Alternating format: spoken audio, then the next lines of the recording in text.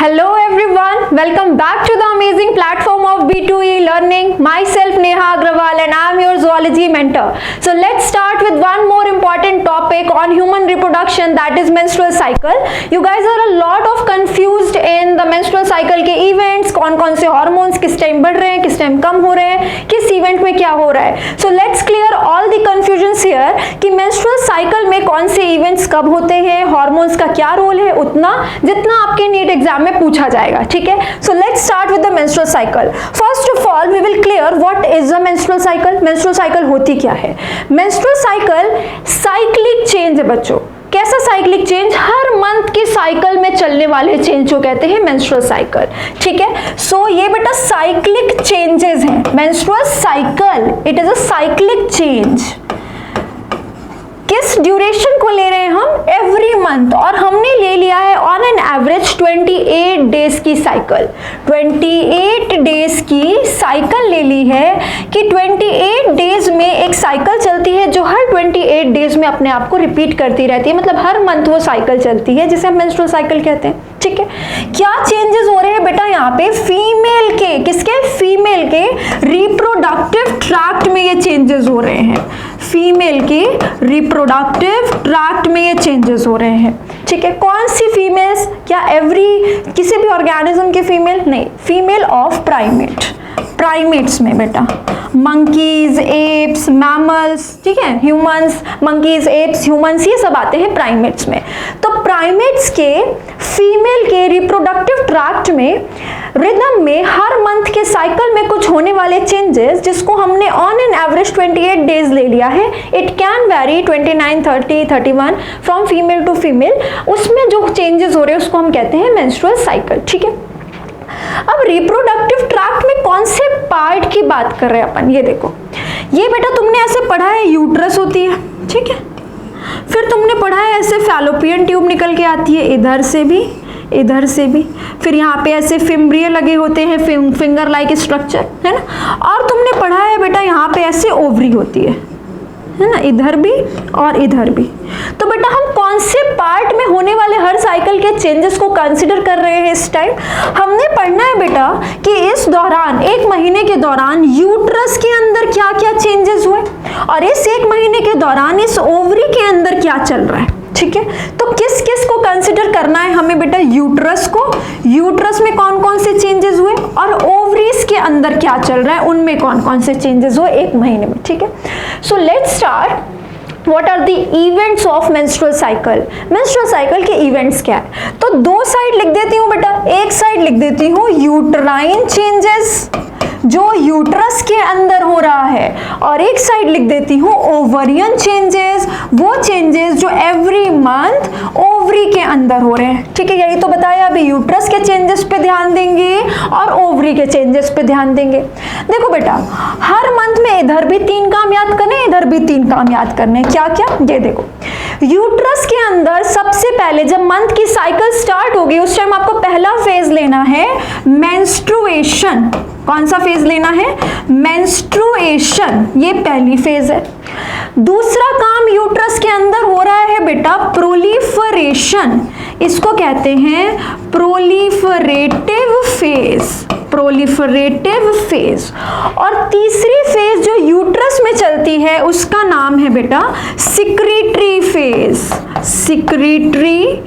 Secretory phase. तो uterus के अंदर क्या क्या ध्यान रखना है? Menstruation, proliferation and secretion. Menstrual phase, proliferative phase और सिक्रीटरी फेज. कंफ्यूज मत करना बेटा. एक साइकिल जो 28 दिन की, 29 दिन की, 30 दिन की होती है हर मंथ की, उसको मेंस्ट्रुअल साइकिल कहते हैं. उसमें एक छोटे से फेज को मेंस्ट्रुएशन कहते हैं जिसको आम भाषा में मेंसेस या पीरियड्स के नाम से जाना जाता है. ठीक है. तो मेंस्ट्रुएशन मेंस्ट्रुअल साइकिल का एक छोटा सा हिस्सा है, कुछ दिन चलने वाला, जबकि साइकिल पूरे महीने को कहते हैं. ठीक है. उसी टाइम पे ओवरीज में क्या क्या चेंजेस हो रहे हैं? ओवरी के अंदर बेटा पहली फेज होती है फॉलिक्यूलर फेज. क्या फेज होती है? Follicular phase. ठीक है. फॉलिक्यूलर फेज के बाद दूसरा इवेंट होता है ओवरी के अंदर ओव्यूलेशन. ओव्यूलेशन. और तीसरा फेज होता है बेटा ओवरीज के अंदर ल्यूटियल फेज. ल्यूटियल फेज, ठीक है। तो 3 फेज यूट्रस के अंदर, 3 फेजेस, 3 चेंजेस ओवरीज के अंदर। अब सीक्वेंस देखो, किस सीक्वेंस में चलते हैं ये, ध्यान से समझो। ये देखो, सबसे पहले ये वाला इवेंट होगा ए, मेंस्ट्रुएशन, ठीक है। उसके बाद बेटा जब प्रोलिफरेशन हो रही होगी यूट्रस में, क्या होता है इसके अंदर वो मैं अभी तुम्हें बताऊंगी, अभी तुम टर्म्स याद करो। यूट्रस के अंदर मेंस्ट्रुएशन हुई, पहला इवेंट याद करना है हमको। जब इसमें प्रोलिफरेशन हो रही है उसी टाइम पे इसमें फॉलिक्यूलर फेज चल रहा है, फॉलिक्यूलोजेनेसिस हो रहा है, फॉलिक्यूलर फेज चल रहा है। तो ये दोनों साथ में चलते हैं बेटा। ये हो गया आपका बी, सेकेंड इवेंट जो हम साथ में पढ़ेंगे क्योंकि ये साथ में चलते हैं। फिर थर्ड होता है बेटा ये ओव्यूलेशन, तब ओवरी ने एक काम किया ओव्यूलेशन, और उसके बाद बेटा ये दोनों साथ में चलते हैं डी, ठीक है। जब यहाँ पे सिक्रीशन चल रहा है, यहाँ पे ल्यूटियल फेज चल रहा है, तो ओवरीज का ल्यूटियल फेज और यूट्रस का सिक्रेटरी फेज एक साथ चलता है। तो अपने को 4 पार्ट्स में इस पूरे इवेंट्स को पढ़ना है। पहला पढ़ेंगे मेंस्ट्रुएशन में क्या होता है, दूसरा पढ़ेंगे प्रोलिफरेशन में क्या होता है और उसी टाइम फॉलिक्यूलर फेज में क्या हो रहा है, तीसरा पढ़ेंगे बेटा ओव्यूलेशन में क्या होता है, और चौथा पढ़ेंगे कि सिक्रेटरी फेज में क्या हो रहा है और उसी टाइम पे ल्यूटियल फेज में क्या हो रहा है, ठीक है। So let's start with this now. सबसे पहला ले लिया बेटा मेंस्ट्रुएशन। मेंस्ट्रुएशन को ही आप आम भाषा में कहते हो मेंसेस या फिर बेटा पीरियड्स कहा जाता है इसे, ठीक है। बेटा जब मेंस्ट्रुएशन स्टार्ट होती है उसको डे 1 मान लो, जिस दिन मेंस्ट्रुएशन का डे स्टार्ट होगा उसको डे 1 मान लो।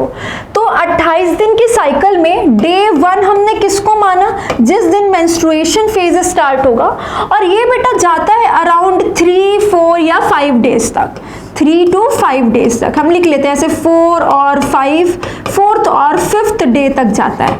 और कितने दिन का इवेंट हो गया, 4 या 5 दिन का इवेंट हो गया, ठीक है। फर्स्ट डे से लेके 4th या 5th डे तक 4 से 5 दिन का इवेंट हो गया, ठीक है।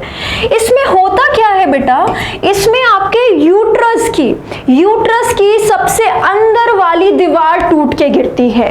कौन सी दीवार, सबसे अंदर वाली, innermost wall, innermost lining of uterus, innermost lining of uterus breakdown हो जाता है उसका बेटा, ठीक है। चलो इनर मोस्ट लाइनिंग का ब्रेकडाउन होता है, तो इनर मोस्ट लाइनिंग का नाम भी तो पता है तुमको, एंडोमेट्रियम। यानी कौन सी लेयर टूट रही है, कौन सी दीवार टूट रही है, सबसे अंदर वाली एंडोमेट्रियम।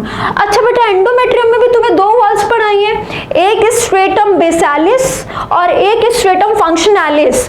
तो कौन सी टूटती है, जो अंदर साइड है, ल्यूमेन के साइड पे है, इसमें टूटती है बेटा स्ट्रेटम फंक्शनैलिस। कौन सी, स्ट्रेटम फंक्शनैलिस। तो मेंस्ट्रुएशन फेज में हुआ क्या, मेंस्ट्रुएशन फेज में बेटा यूट्रस की सबसे अंदर वाली दीवार एंडोमेट्रियम का जो स्ट्रेटम फंक्शनैलिस वाला पार्ट था वो ब्रेक डाउन कर गया, टूट गया और टूट के बाहर निकल रहा है। बेटा जब ये टूटा तो आपने पढ़ा it is highly vascular as well. ये वाली जो एंडोमेट्रियम होती है अपनी, that is highly glandular and highly vascular. NCERT की लाइन है, मैं अपने से नहीं कह रही हूँ, highly vascular and highly glandular. तो अगर वैस्कुलर है बेटा तो दीवार टूट रही है तो ब्लड वेसल्स भी तो साथ में टूटेंगी, तो साथ में बेटा ब्लड वेसल्स रप्चर कर जाते हैं, कुछ ब्लड वेसल्स रप्चर कर जाते हैं, ठीक है। तो थोड़ा सा ब्लड रिलीज होगा, तो यही ब्लड और ये जो दीवार टूट के बाहर निकलती है बेटा, इसी को कहते हैं मेंस्ट्रुअल फ्लो। Menstrual flow.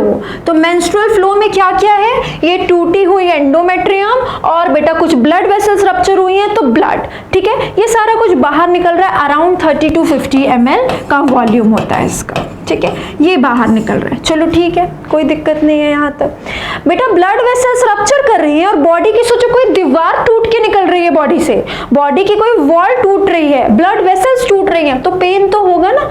तो इसीलिए आते हैं बेटा मेंस्ट्रुअल क्रैम्प्स, इनके टूटने की वजह से आते हैं मेंस्ट्रुअल क्रैम्प्स, ठीक है। चलो तो हमने क्या किया, मेंस्ट्रुएशन में एक इवेंट किया कि ये टूटता है। बेटा मेंस्ट्रुएशन से रिलेटेड आपको कुछ बातें पता होंगी, मैं एक बार आपको रिवाइज करा देती हूँ, ठीक है। कि बेटा जब फर्स्ट टाइम मेंस्ट्रुएशन आती है, फर्स्ट टाइम जब मेंस्ट्रुएशन आएगी, ऑनसेट ऑफ मेंस्ट्रुअल साइकिल। बेटा ये साइकिल पैदा होने के साथ ही नहीं चल रही होती, ये साइकिल स्टार्ट होती है, ये हर मंथ की साइकिल चलना स्टार्ट होता है प्यूबर्टी पे। कब स्टार्ट होता है बेटा? प्यूबर्टी पे होता है, ठीक है। तो प्यूबर्टी पे जब ऑनसेट होता है, जब पहली बार ये साइकिल आती है, first time, this is called age menarche. Menarche किसको कहते हैं? मेनार्के कहते हैं बेटा फर्स्ट मेंस्ट्रुअल साइकिल को। कब आती है? प्यूबर्टी की एज में, ठीक है। इसी तरह एक और टर्म होती है बेटा stoppage of menstrual cycle. Stoppage of menstrual cycle, जब ये साइकिल चलना बंद हो जाए अब, ठीक है, उसको कहते हैं बेटा मेनोपॉज। क्या कहते हैं?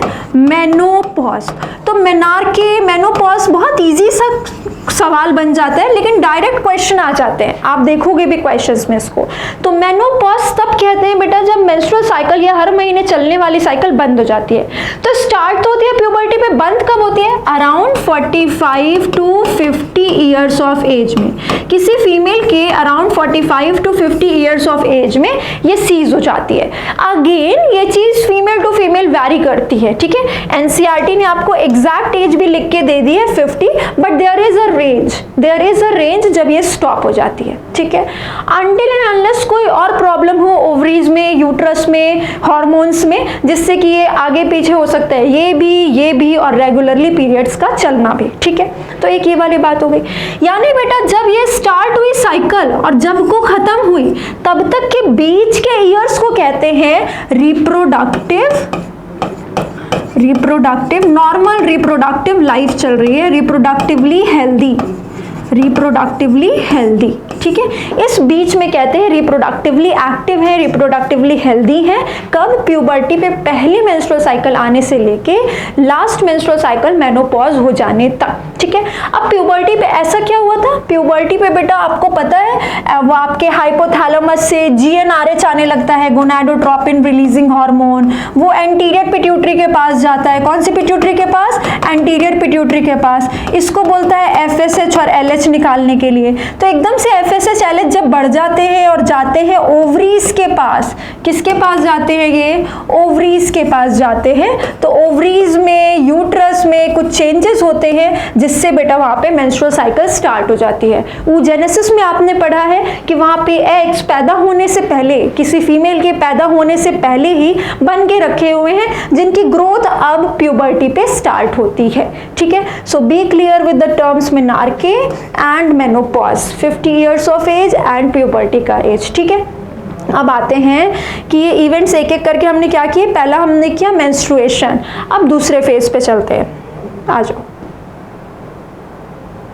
देखो बेटा दूसरा फेज अपने ने क्या किया था? प्रोलिफरेटिव फेज और फॉलिक्यूलर फेज। अच्छा याद करो, फॉलिक्यूलर फेज और प्रोलिफरेटिव फेज किस में चल रहा था? ये चल रहा था बेटा यूट्रस में। ये किस में चल रहा था? यूट्रस में। और ये किस में चल रहा था बेटा? ओवरीज में। ठीक है। तो देखो फॉलिक्यूलर फेज में ओवरीज में हुआ क्या?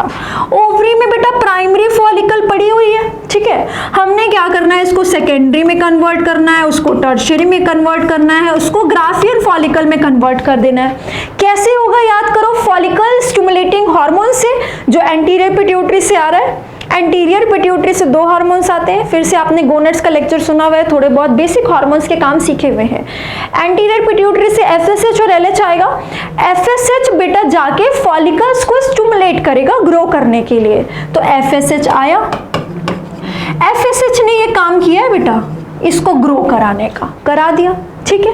ग्राफियन फॉलिकल ग्रो कर रही है, मतलब फॉलिकल ग्रो कर रही है, इसीलिए तो इसका नाम रखा है फॉलिक्यूलर फेज। क्या रखा है? Follicular phase. तो ओवरी के अंदर क्या हो रहा है? उन 5 दिनों के बाद फॉलिकल ग्रो कर रहा है, फॉलिकल मैच्योर हो रहा है। चलो हो रहा है बेटा। जब फॉलिकल मैच्योर होता है तो आपने ऐसे डायग्राम्स पढ़े हुए हैं कि ये लेट्स से एग है, ये एग ग्रो कर रहा है। साथ ही साथ बेटा इसके बाहर चलती है फॉलिक्यूलर सेल्स, तो ये फॉलिक्यूलर सेल्स भी ग्रो करती है, यानी पूरी की पूरी ये फॉलिकल ग्रो करती है।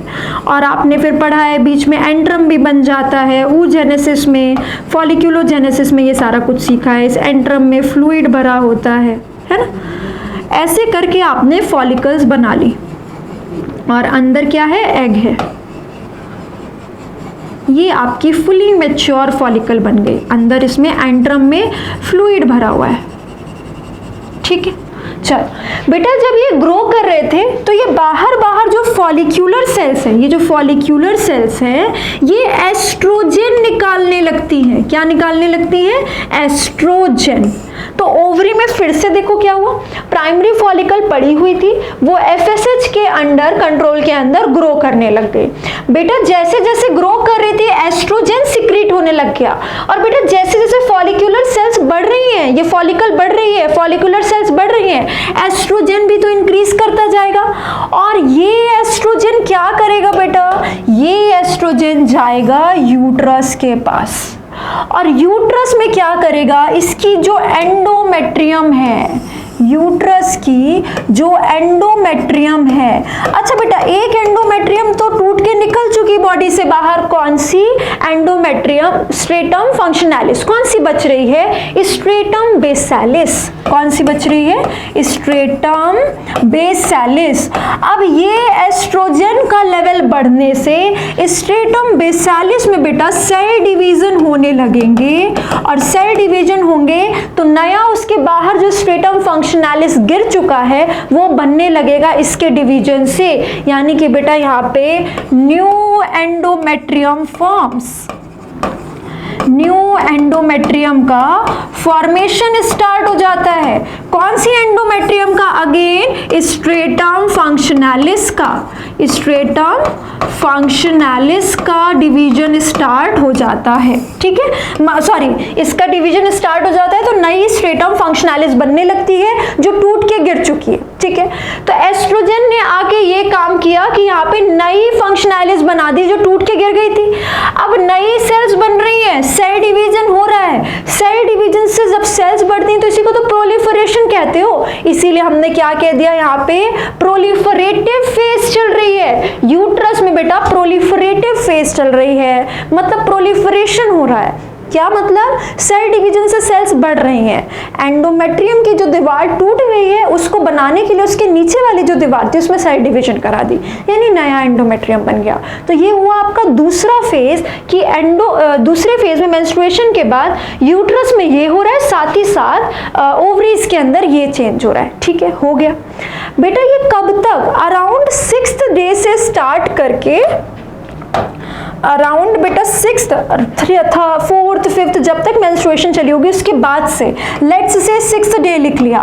6th डे से स्टार्ट करके 14th डे अराउंड तक चलता है बेटा, ये अराउंड 6th डे से 14th डे तक, मतलब अराउंड 7 से 8 से 9 दिन तक की इवेंट होती है। ये डिपेंड्स मेंस्ट्रुएशन कितने दिन चला।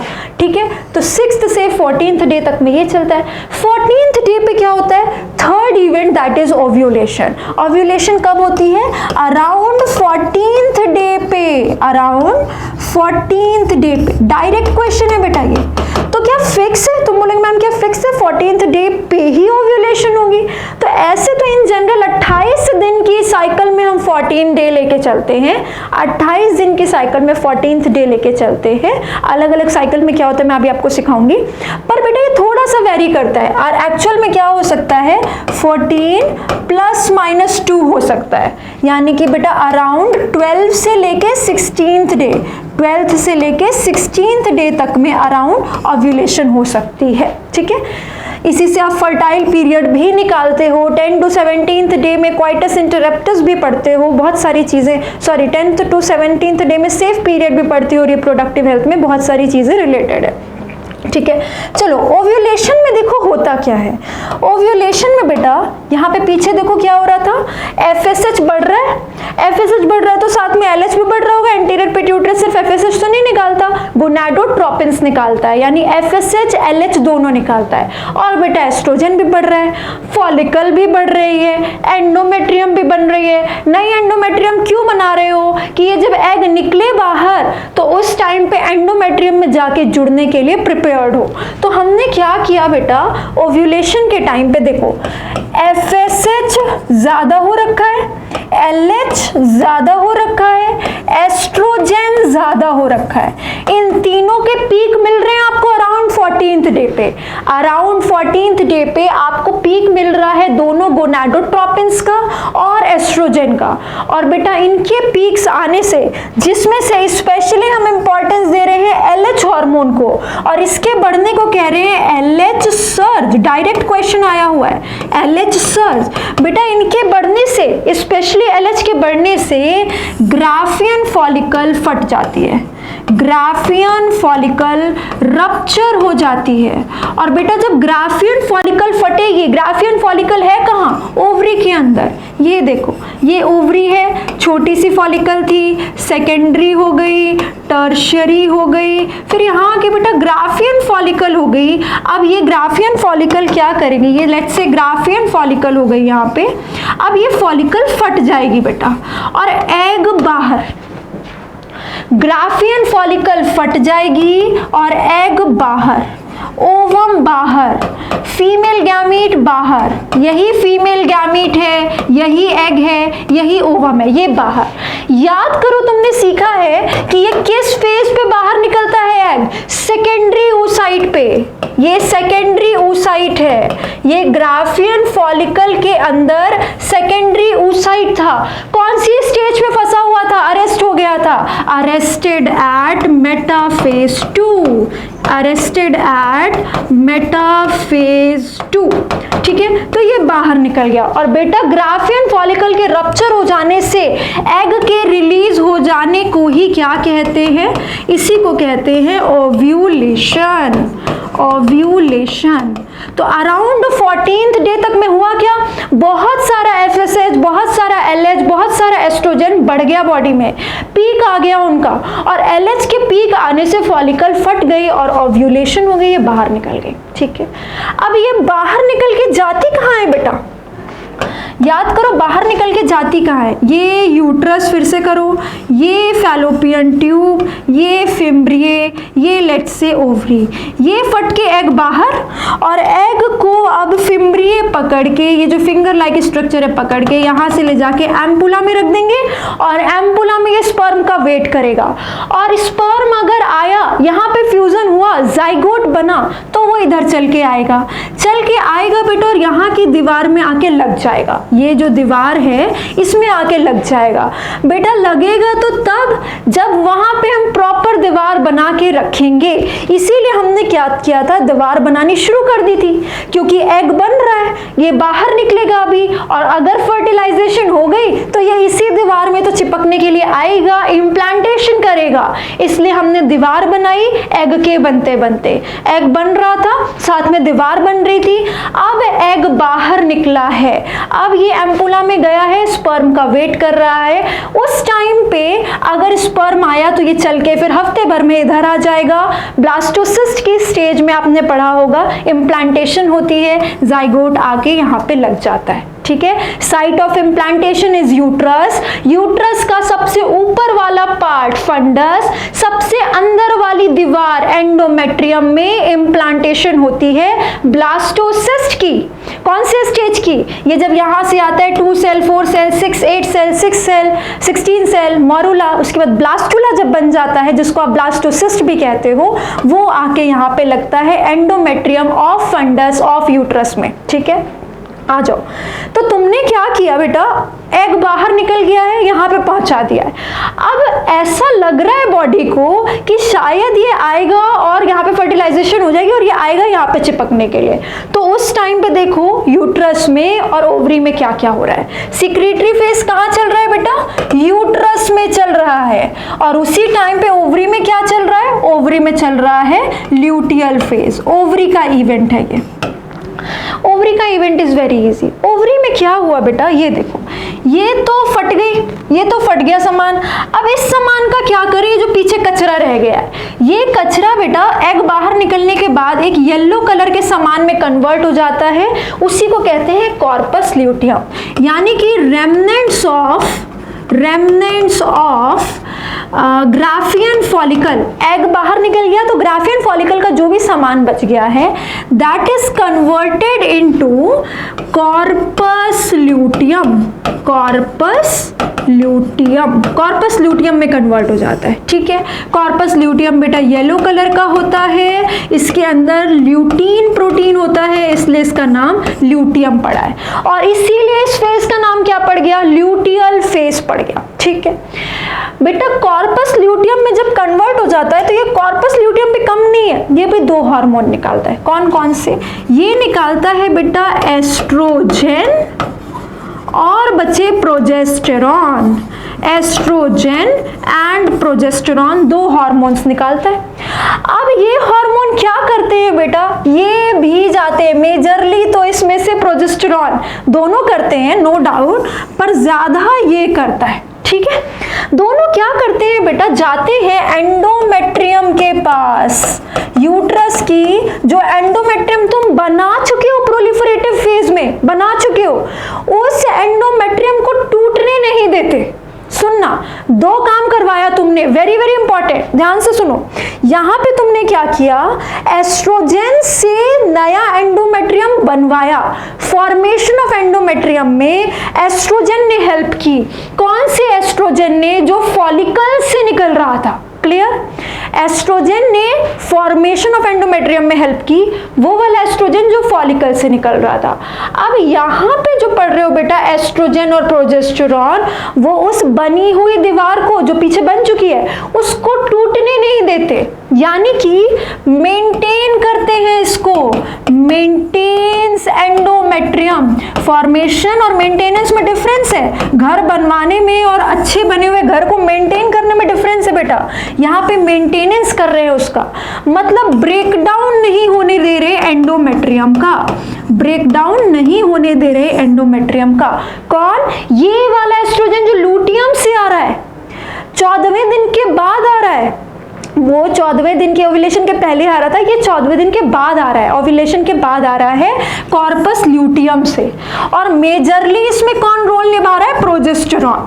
तो ये जाते हैं और एंडोमेट्रियम को टूटने नहीं देते, मेंटेन करके रखते हैं। क्यों मेंटेन करके रखते हैं, क्योंकि ऐसा लगा कि शायद ये फर्टिलाइजेशन होगी तो जाइगोट इधर आएगा, तो ये दीवार रहनी चाहिए ना बेटा, टूट गई तो फिर इम्प्लांटेशन कहाँ होगी, जाइगोट आके ब्लास्टोसिस्ट आके लगेगा कहाँ पे, ठीक है। और बेटा यूट्रस को भी ऐसा लगता है कि शायद उधर से ब्लास्टोसिस्ट आके चिपकने वाला है, तो ये कुछ न्यूट्रिटिव फ्लूइड सिक्रीट करता है उस आए हुए जाइगोट के, ब्लास्टोसिस्ट के न्यूट्रिशन के लिए, कि भाई बच्चा आ रहा है उधर से बनने के लिए, जाइगोट आ रहा है तो उसको न्यूट्रिशन कौन देगा, तो ये दीवार थोड़ा थोड़ा न्यूट्रिटिव फ्लूइड सिक्रीट करती है। यानी यूट्रस में क्या होता है बेटा, एक तो इसकी मेंटेनेंस हुई, दूसरा होता क्या है, एक न्यूट्रिटिव फ्लूइड सिक्रीट होता है, न्यूट्रिटिव फ्लूइड का सिक्रीशन होता है। और ये न्यूट्रिटिव फ्लूइड जो यूट्रस से निकल रहा है, इसी को कहते हैं बच्चे यूट्राइन मिल्क, यूट्राइन मिल्क, ठीक है। तो यूट्रस से देखो क्या हो रहा है, यूट्राइन मिल्क का सिक्रीशन हो रहा है for the nourishment of the maybe coming zygote blastocyst that is going to be implanted in the uterus. और बेटा इसीलिए सिक्रीशन हो रहा है, इसलिए यूट्रस में हमने क्या बोला, सिक्रीटरी फेज चल रहा है, यहाँ पे सिक्रीशन हो रहा है, इसीलिए हमने यूट्रस में बोला सिक्रीटरी फेज चल रहा है। तो लास्ट फेज में देखो हो क्या रहा है, ओवरी में ल्यूटियम बन गया है, बचे हुए सामान से प्रोजेस्टेरॉन एस्ट्रोजन निकाल रहा है, प्रोजेस्टेरॉन एस्ट्रोजन एंडोमेट्रियम को टूटने नहीं दे रहा, और ये एंडोमेट्रियम क्या कर रहा है, आने वाले ब्लास्टोसिस्ट के लिए जो इसको लग रहा है मे बी आए, बॉडी अपने आप को ऐसे ही प्रिपेयर करती है, और उसके लिए यूट्राइन मिल्क निकाल रहा है न्यूट्रिटिव फ्लूइड, ठीक है। तो ये हुए 4 इवेंट्स कि आपने सबसे पहले की मेंस्ट्रुएशन, फिर किया प्रोलिफरेटिव के साथ साथ फॉलिक्यूलर फेज, फिर किया ओव्यूलेशन, और फिर किया सिक्रीटिव के साथ साथ ल्यूटियल फेज, ठीक है। अब इसके बाद ये ग्राफ देखो जो आपने एनसीईआरटी में देखा हुआ है, ये ग्राफ्स को समझने की कोशिश करो ताकि आपके क्वेश्चंस और इजीली आपसे सॉल्व हो सके। ये देखो, देखो क्या क्या देखना है, यूट्रस के चेंज देखो एंडोमेट्रियम के, पहले टूटी, फिर बननी स्टार्ट हुई और फिर मेंटेन होके पूरी बन के मेंटेन हो गई, खत्म कहानी। मेंस्ट्रुअल में टूटी, प्रोलिफरेटिव में बननी स्टार्ट हुई, पूरी जब तक बनी तब तक फिर यहाँ पे सिक्रीटरी फेज चल रहा है, कुछ कुछ सिक्रीशन कर रहे हैं यूट्राइन मिल्क का। पहली बार उस टाइम पे देखो ओवरी में क्या हो रहा है, ओवरी में 14वें दिन तक तो ग्राफियन फॉलिकल बनती है, ठीक है, यहाँ पे ये बन रही है। 14 दिन आने तक, 14th डे आने तक ये फट गया, ये एग बाहर निकल गया, ओवम बाहर निकल गया, फीमेल का गैमीट बाहर निकल गया। कौन सी स्टेज पे? Secondary oocyte arrested at metaphase 2 पे। और ये बाहर निकल गया बेटा, ये चला गया फैलोपियन ट्यूब में, एम्पुला पे वेट कर रहा है। कितने दिन के लिए वेट करेगा? 1 दिन के लिए। ओवम 1 दिन के लिए जिंदा रहता है, 1 दिन के लिए वेट करेगा वहां पे स्पर्म का, उसके बाद डिजेनरेट कर जाएगा। और ये जो बचा हुआ सामान था बेटा, ये येलो कलर में कन्वर्ट हो गया, ये देखो कॉर्पस ल्यूटियम बन गया। ये कॉर्पस ल्यूटियम क्या निकालता है? एस्ट्रोजन और प्रोजेस्टेरॉन। तो हार्मोन्स को समझने की कोशिश करो, कुछ भी नहीं करना ज्यादा। ये देखो FSH को देखो बढ़ रहा था, 14th डे के अराउंड पे पीक आ गया, खत्म कहानी, ठीक है। 14th डे पे बढ़ रहा था, तब क्या कर रहा था, मतलब एक नॉर्मल सा रेंज चल रहा था, फॉलिकल को बढ़ा रहा था, अराउंड 14th डे पे पीक आ गया।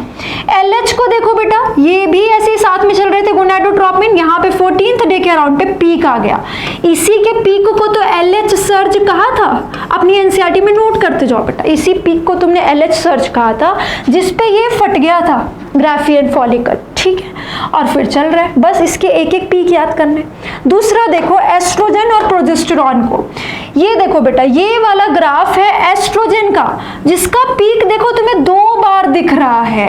एक बार क्योंकि ये फॉलिकल्स निकाल रहे हैं एस्ट्रोजन, तो एक पीक यहाँ पे आया जिसने फॉर्मेशन ऑफ एंडोमेट्रियम में हेल्प की थी, फिर ये कम हो गया। फिर बेटा दोबारा पीक आया क्योंकि अब लूटियम निकाल रहा है, कॉर्पस लूटियम, और इसने इसका मेंटेनेंस किया था, इसको टूटने नहीं दिया था, ठीक है। और प्रोजेस्टेरॉन का एक ही पीक दिख रहा है तुम्हें यहाँ पे, जब लूटियम इसको निकाल रहा है प्रोजेस्टेरॉन को। और ये ज्यादा में क्यों है? क्योंकि ये ज्यादा मेंटेनेंस करता है। मेनली मेंटेनेंस के लिए कौन रिस्पॉन्सिबल होता है? प्रोजेस्टेरॉन। पर लूटियम निकालता क्या क्या है? एस्ट्रोजन प्रोजेस्टेरॉन दोनों, ठीक है। बस इतनी बात ध्यान रखनी है तुमको, इसमें और कुछ भी नहीं है, इसी से आपके सारे क्वेश्चंस बनेंगे। एक बात जो और आपको सिखाना चाहती हूँ अबाउट ल्यूटियल फेज, समझना। देखो बेटा, ल्यूटियल फेज जो होता है, ल्यूटियल फेज, ये ल्यूटियल फेज फिक्स होता है 14 डेज के लिए, फिक्स्ड फॉर 14 डेज, ठीक है। मतलब मेंस्ट्रुअल साइकिल हो सकता है 28 की जगह 30, 32, 40 दिन की हो, बाई चांस किसी में, फॉर एग्जाम्पल क्वेश्चन आपके लिए फ्रेम हो सकता है, लेकिन ल्यूटियल का दिन 14 फिक्स रहता है। मतलब ये देखो, ये मान लो 32 दिन की साइकिल है, मान लो कितने भी दिन की साइकिल है यार, तो इसको ऐसे डिवाइड कर दो। मेंस्ट्रुअल फेज यहाँ पे होगी लेट्स से ओव्यूलेशन, तो ये बीच वाले फेज को तुम क्या कहते हो? Proliferative phase for uterus and follicular phase for ovary, और ये वाले दिन को क्या कहते हो? Secretory phase for uterus and luteal phase for ovaries, ठीक है। अब देखो बेटा, ये यहाँ से यहाँ तक 14 डेज फिक्स है, यहाँ से यहाँ तक, मतलब कि जितने भी दिन की साइकिल हो, लेट्स से x, तो उसमें से 14 माइनस कर दो तो तुमको डे ऑफ ओव्यूलेशन मिल जाएगा। और ये जितने भी दिन चल सकती है, 5 दिन 6 दिन। तो अगर तुमको फॉलिक्यूलर फेज निकालने को कह दे तो निकाल सकते हो, ये भी ना दिया हो, बस मेंस्ट्रुअल फेज दिन दिया हो कि मेंस्ट्रुएशन इतने दिन होती है, तो तुम बता सकते हो कि ये 14 है, ये लेट्स से 6 दिन दिया है, तो 14 और 6 प्लस कर दिया, 14 6 प्लस करोगे आपका 20 आ जाएगा। अब जितनी टोटल डे साइकिल बोल रहा है, लेट्स से आपको बोल रहा है 50 डेज की साइकिल है, और आप फॉलिक्यूलर फेज निकालो, अगर मेंस्ट्रुअल फेज 6 दिन चल रहा है तो आप कैसे करोगे? 6 दिन ये हो गया, 14 दिन ये फिक्स है, 14 और 6 आपका 20 हो गया, तो 20 को माइनस कर दो 50 में से, मतलब 30 डेज, जस्ट रैंडम एग्जाम्पल है, तो आपका फॉलिक्यूलर या प्रोलिफरेटिव फेज निकल जाएगा, क्योंकि इसके दिन फिक्स नहीं होते। मेंस्ट्रुएशन के बाद शुरू होगा और x-14 पे ओव्यूलेशन होगा, तो उसके पहले तक को कहेंगे, ठीक है। तो ध्यान रखना, ल्यूटियल फेज का 14 डेज फिक्स होता है, इसीलिए डे ऑफ ओव्यूलेशन निकालते हैं बेटा, डे ऑफ ओव्यूलेशन निकालते हैं अपन n-14। n क्या है? Number of days of menstrual cycle. ठीक है, इस तरह के क्वेश्चंस आपके लिए फ्रेम हो सकते हैं। So I really hope the topic is very very clear to you. ये वाला ग्राफ आप एनसीईआरटी का भी एक बार देखेंगे, ठीक है, और उस पे पीक्स को समझने की कोशिश करेंगे and be very clear with the changes with the names. देखो और कैसे कैसे नाम दे सकते हैं, जैसे कि ये जो नाम है बेटा यहाँ पे देखो कैसे बोल सकते हैं। सी प्रोलिफरेटिव फेज, फॉलिकुलर फेज साथ में चल रहा है, इसको कह सकते हैं पोस्ट मेंस्ट्रुअल फेज।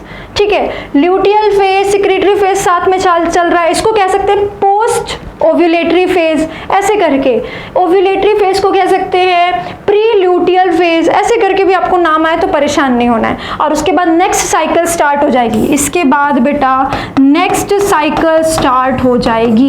एक और इम्पॉर्टेंट बात, just give me a minute. यहाँ पे देखो क्या हुआ, एस्ट्रोजन प्रोजेस्टेरॉन जब निकला तो इसने एक और इम्पॉर्टेंट काम किया बेटा। एस्ट्रोजन प्रोजेस्टेरॉन ने एंटीरियर पिट्यूटरी को नेगेटिव सिग्नल दिया, मतलब कि अब FSH LH कम आ रहे हैं। कम क्यों आ रहे हैं बेटा? इनका काम था नए एग्स बनाना, नए फॉलिकल का मैच्योरेशन करना। तो अभी तो ये कॉर्पस ल्यूटियम बना है, एग बाहर गया है, शायद इधर आए और फर्टिलाइजेशन हो जाए, तो अगले एग की अभी जरूरत नहीं है। अगला एग आएगा तो अगली साइकिल स्टार्ट हो जाएगी, एंडोमेट्रियम टूट जाएगी। तो हमने क्या किया, यहाँ पे जो कॉर्पस ल्यूटियम बना है उसने जो एस्ट्रोजन प्रोजेस्टेरॉन निकाला ब्लड में, वो ब्लड से गया एंटीरियर पिट्यूटरी के पास और एंटीरियर पिट्यूटरी को नेगेटिव सिग्नल दिया, मतलब FSH LH अब कम आएगा, FSH LH कम आएगा। तो इस दौरान में नई फॉलिकल नहीं बनेगी। अगर फर्टिलाइजेशन नहीं हुई तब जाके ये कॉर्पस ल्यूटियम डिजेनरेट कर जाएगी, खत्म हो जाएगी। कॉर्पस ल्यूटियम हट गई, अगर फर्टिलाइजेशन नहीं हुई कॉर्पस ल्यूटियम हट जाएगी।